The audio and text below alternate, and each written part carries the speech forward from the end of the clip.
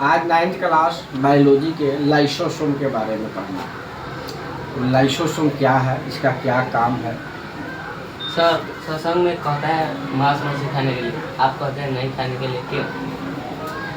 अब ये तो दिशा निर्देश तुम अलग कर दिया। हम चले बायोलॉजी पढ़ाने और तुम्हारा सवाल हो गया कि सत्संग में मीट मछली कहाँ है खाने के लिए।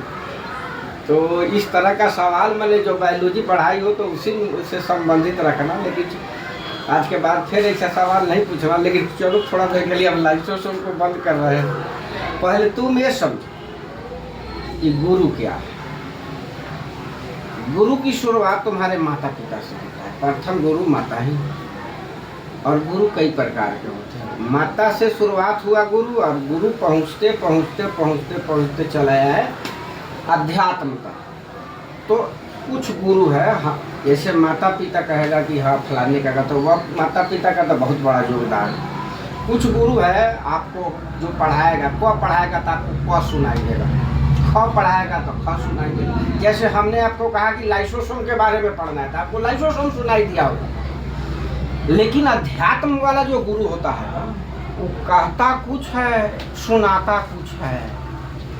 इसलिए किसी भी धर्म में, हिंदू धर्म में किसी भी में मांस मछली खाने के लिए नहीं कहता, लेकिन कह दिया मांस मछली अगर तुमको खाने के लिए तो सुन लो। एक उदाहरण के द्वारा हम तुमको समझा देते हैं। एक चोर था, थोड़ा उदंड प्रवृत्ति का तो था ही, चोर था तो उदंड प्रवृत्ति का ना कहने का सवाल ही नहीं। एक चोर था, वो गया एक बाबा के पास। बाबा को कहा कि बाबा हम चोरी करते हैं, ये तो मेरा पेशा है, और आप सदुआई करने के लिए कहिएगा तो हमसे तो चोरी हम करेंगे। बाबा कहा कि चोरी करो। लोग को बड़ा आश्चर्य हुआ कि बाबा कहा है कि चोरी करो, चोरी करना ठीक है, उसमें तो मेहनत होता है, चोरी कीजिए। लेकिन बाबा इनडायरेक्ट रूप में कह दिया कि चोरी नहीं करना है। उसको शर्त बता दिया, उसको शर्त बता दिया कि तुमको गरीब के घर में चोरी नहीं करना, कुछ मेरी बात मान लो और चोरी करो। तो कहा कि ठीक है, कहिए क्या क्या करना हो। तो बाबा कहे कि देखो गरीब के घर में चोरी मत करना, कभी झूठ मत बोलो,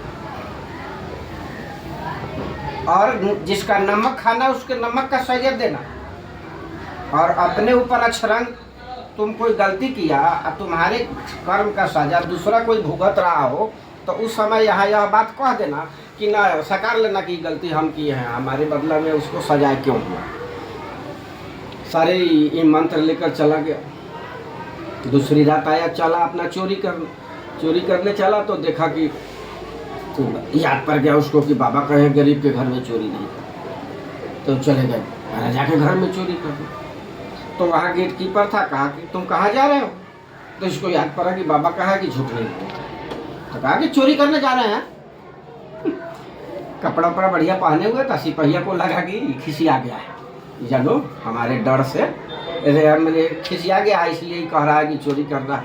तो उसको भरम दूसरा हो गया था। कहा कि ठीक है जाइए। अंदर बेचारा गया, चोरी रात भर खूब किया, सब सामान को एक जगह बांध लिया, बांध कर अब चलने को हुआ तो ने दिखाई दिया कि राजा के घर में पकौड़ी अटर पटर खान पान बहुत बढ़िया बना हुआ था।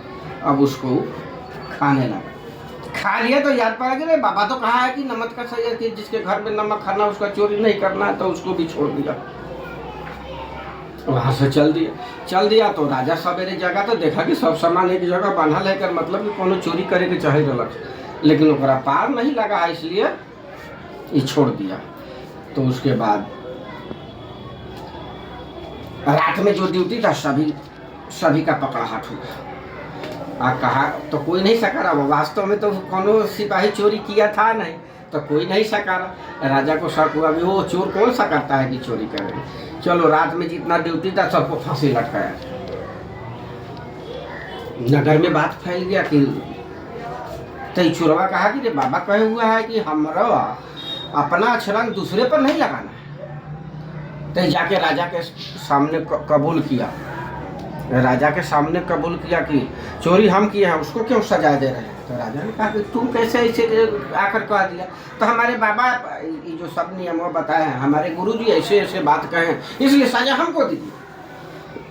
राजा आया, दौड़कर पैर पकड़ लिया, कहा कि अरे तुम तो कमाल के शिष्य हो कि प्राण गंवा कर भी गुरु की बात मानते हो। इसलिए किसी भी धर्म में बाबू ये नहीं कहा है कि मांस मछली खाइए।